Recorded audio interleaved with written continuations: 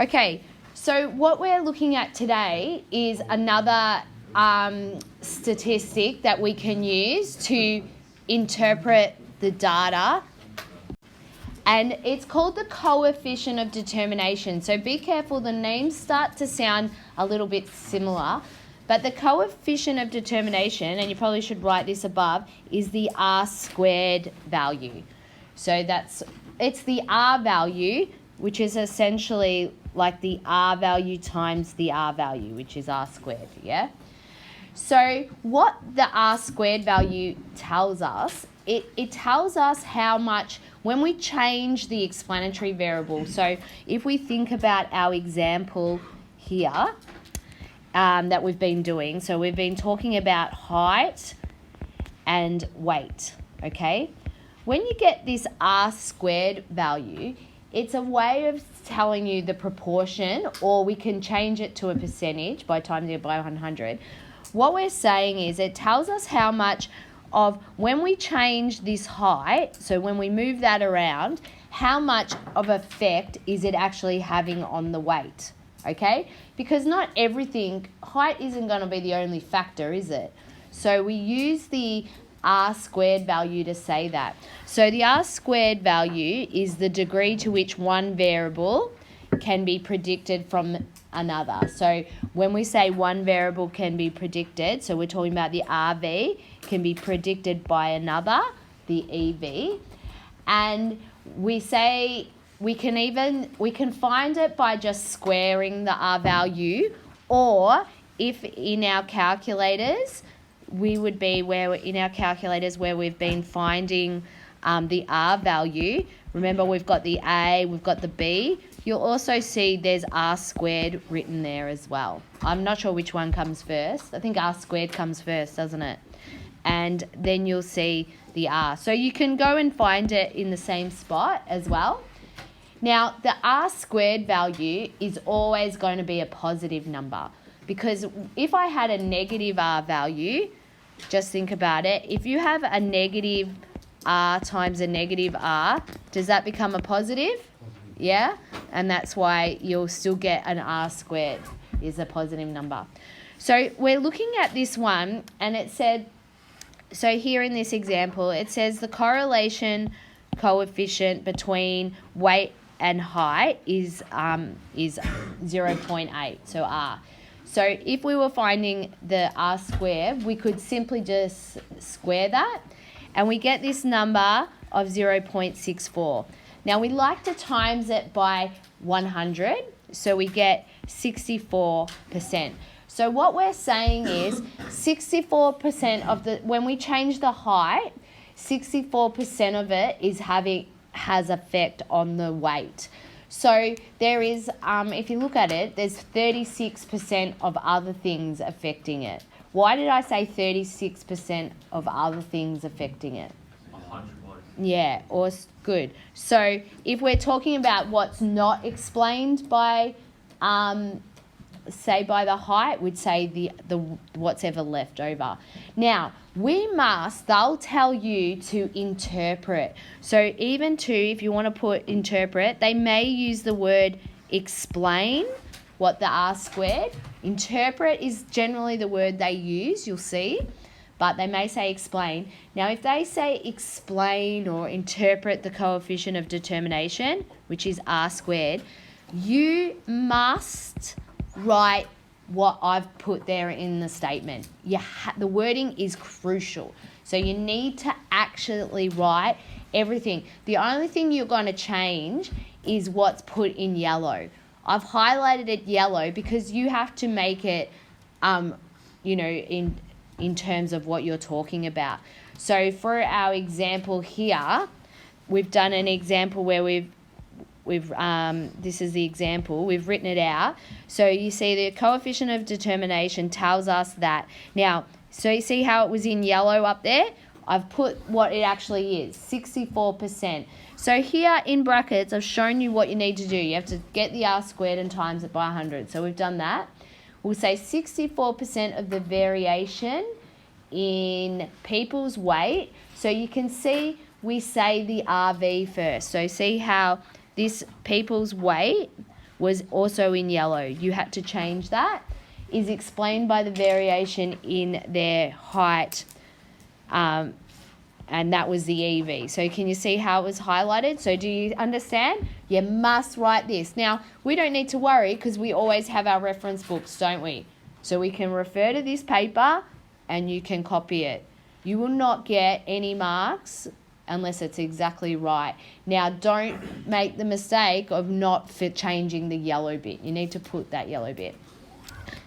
So we say anything, so when we're looking at this statistically, so say anything where your R squared is 30% or above, we say that's pretty significant. We're going to talk about it.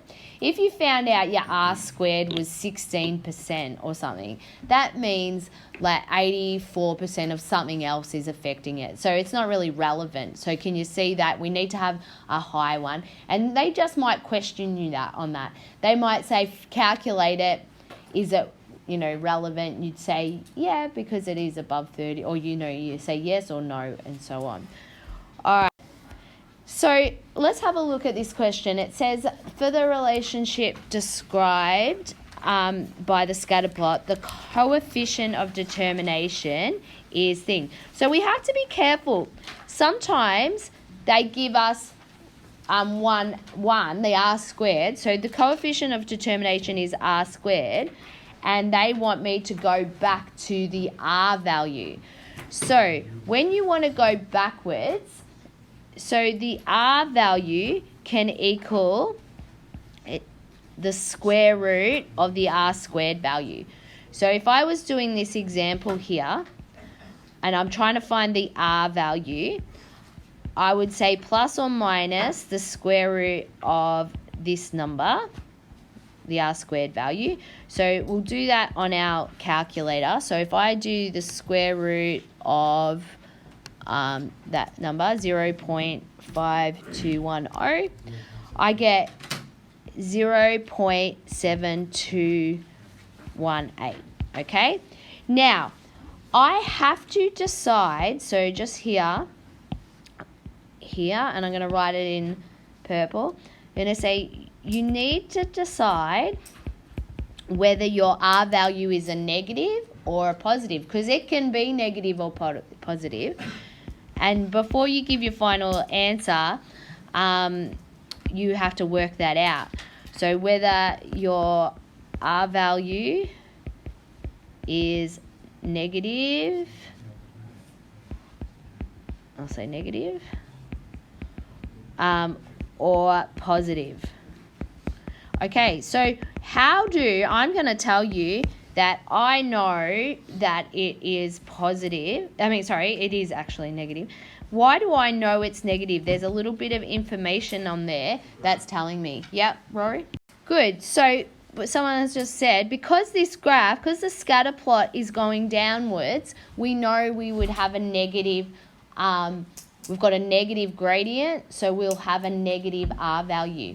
Now, you must decide that. The calculator's not going to do it. When you do the square root on your calculator, it doesn't tell you there's two options. It just gives you the positive answer. You have to interfere there and have to decide yourself which one it is. So be careful with that. Okay, so let's have a look at this. The number of booze buses in use and the number of drivers registering at a blood alcohol reading of over 0.05 was recorded, and the correlation coefficient had an R of 0.77. So it says, so let's have a think about it. So the data of the number of buses, and if we just thought about this scatter plot, so I'm going to say the number of buses were here is my EV, okay? And over here, the RV was the number of drivers over 0.05, okay? All right. So, and it had an R value of 0.7, so you know that it would be roughly going up, okay? All right, so the first part of the question asked me to get the coefficient of determination. So that is r squared. So r squared is r times r. So you can just take the r value and square it. So let's do that. So if we do 0.77 squared on our calculator, we get 0.5929. So this is the r squared. Now, very important, can you see there, it has asked me to interpret this value. Don't miss out on that because this is where you're going to get your points. So I've got an r squared value. I need to interpret. So I've gone to that box. Okay, so we're going and we're looking at this and we're going to write the statement. So I'm going to write for this one, the coefficient of determination tells us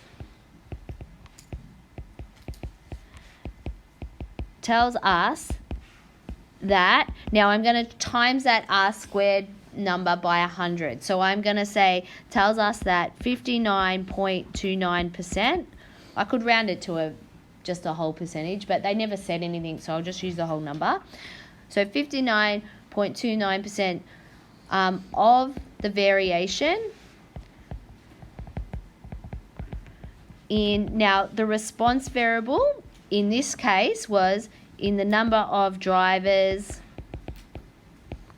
over 0.05 is explained by the variation in number of booze buses, or sorry, I should have called the other one booze buses. Okay. Okay, so you can see, if I just highlight, so you can tell here, this was in yellow, I fixed that up, and that was the RV and that was the EV. So you can see I've written that using those things, all right? So is there a causal relationship? State the most likely variable to be the cause and the variable in the effect. So that was just sort of talking about what we were doing the other day. I won't write it out, but we'll talk about it. Because if I increase the buses, the booze buses, does that mean there's going to be more drink drivers on the road? No. Why do we think we're getting higher numbers of drink drivers when we're increasing the buses? What's the other factor there? They're more likely to get caught. Yeah, they're getting more caught. There's more testing, isn't there? So that's why there's more, okay? Okay, the scatter plot below displays the resting pulse rate in beats per minute and time spent exercising. So this is RV, this is EV, okay? And then it says the coefficient of determination. So get in a habit of when they give you one, write what it actually is. So we know the determination one is the r squared. And it says and it wants you to find the r value. So we know it's plus or minus the square root of the r squared, which was 8.339. So it's plus or minus that number. So let me work that one out. 0.8339. So we get plus or minus 0.9132. Now, which one? Now remember, I said you have to decide which one it is. Which one is it? Yeah, good, because the slope, this graph's going downwards. So, and they've only done to 3 decimal places, so the answer is A. Okay, so just having a look at this one, we're looking at the life expectancy and the Human Development Index. This was in a few countries, all right? So we've got a scatter plot. We can see it's going. They've told us that the r squared is 0.875. Now, it's just to show you how you can say, you know how we might just write the statement for this one. So if I was I'm going to do that. I'm going to interpret